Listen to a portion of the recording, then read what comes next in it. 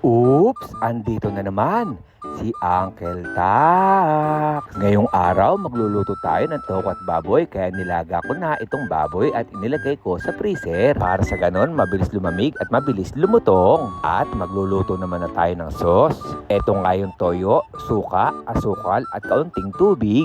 Nilagyan ko na rin ito ng sili at sibuyas. At dito sa kabilang kalan, pinipirito ko na itong tokwa at baboy. Kaya itong araw na ito, busog na naman yung Uncle Tax nyo. Namimiss ko kasi ang luto ni nanay kaya ginaya ko ang luto niya.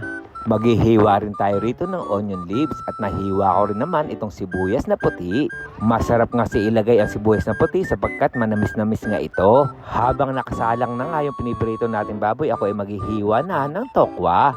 Bago nga palang lahat, malugod ang bumabati ng isang magandang araw. Sa lahat ng OFW saan man sa mundo, ingat po tayo palagi, lalo na dito sa Dubai, UAE. Ngayon, balik na tayo sa aking niluluto. Hinalo-halo ko na nga yung sauce para sa ganun yung asukal ay matunaw. Nang okay na, ito ay aking titikman na kung pasado ba sa akin. Ayos, okay na to. Kain po tayo. Toko at baboy.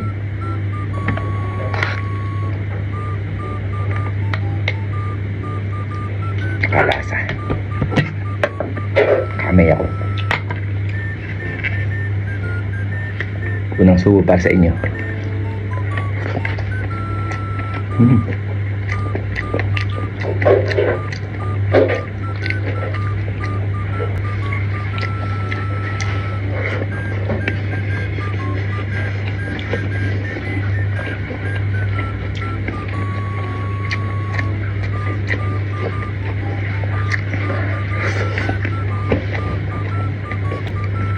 Namiss ko yung luto ni nanay kaya ginaya ko.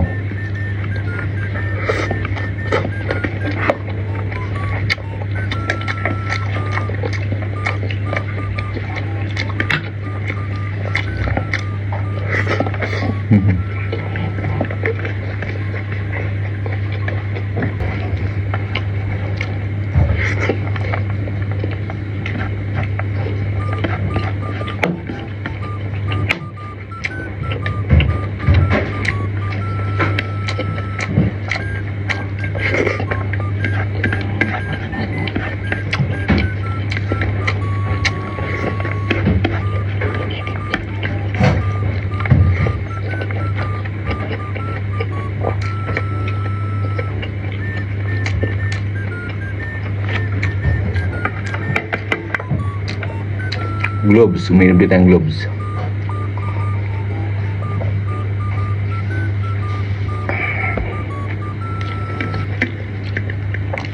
So paano guys, hanggang dito na lang. Ito po yung Uncle Tax. Ingat.